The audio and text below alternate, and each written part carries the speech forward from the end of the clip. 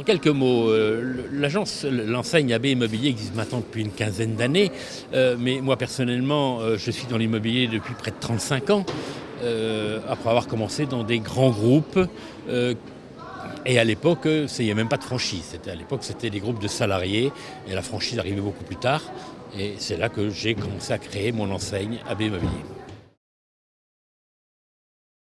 Les points forts de mon enseigne,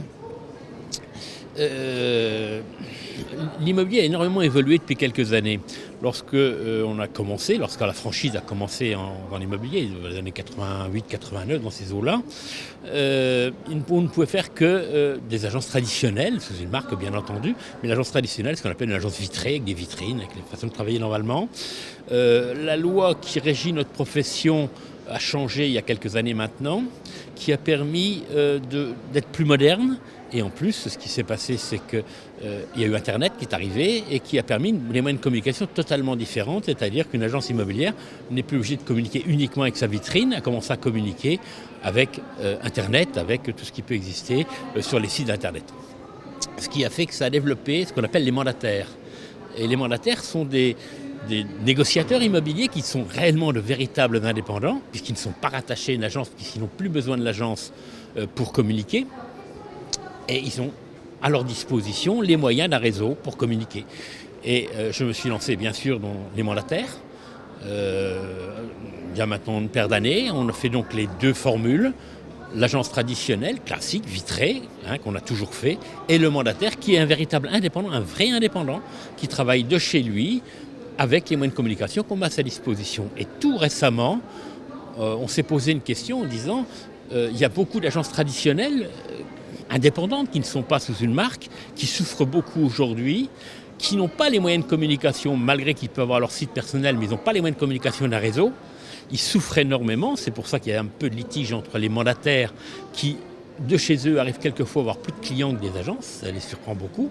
Et on a créé ce qu'on appelle le label AB, c'est-à-dire qu'on met à la disposition d'agences qui vont garder leur nom, aussi bien si c'est M. Dupont qui a donné son agence à son fils, à son petit-fils, ils vont garder l'agence Dupont, mais ils vont avoir les mêmes moyens de communication, ils vont avoir les mêmes moyens qu'une enseigne.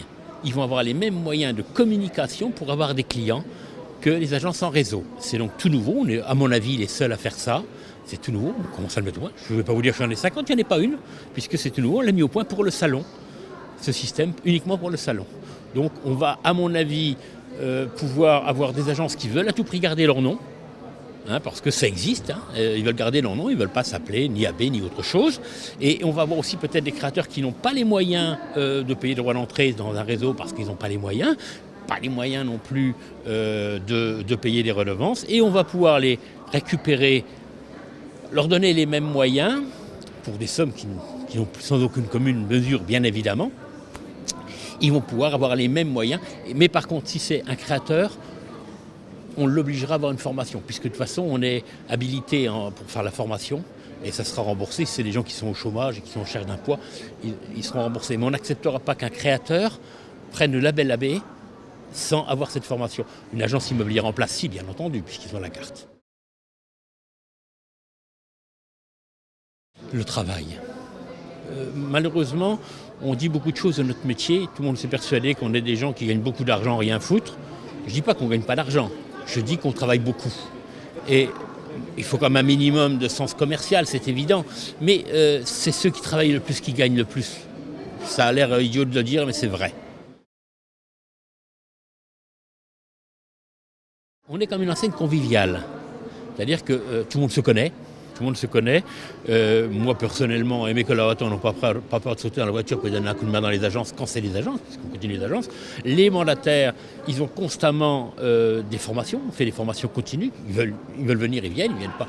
Je leur conseille de venir, puisque les lois changent tellement aujourd'hui qu'il faut avoir des gens de plus en plus formés et informés. Donc c'est un peu la différence qu'on peut avoir, c'est surtout le côté convivial. On n'est pas un immense réseau, je ne dis pas que les autres ne sont pas conviviales, mais c'est tout à fait différent. On est presque familial.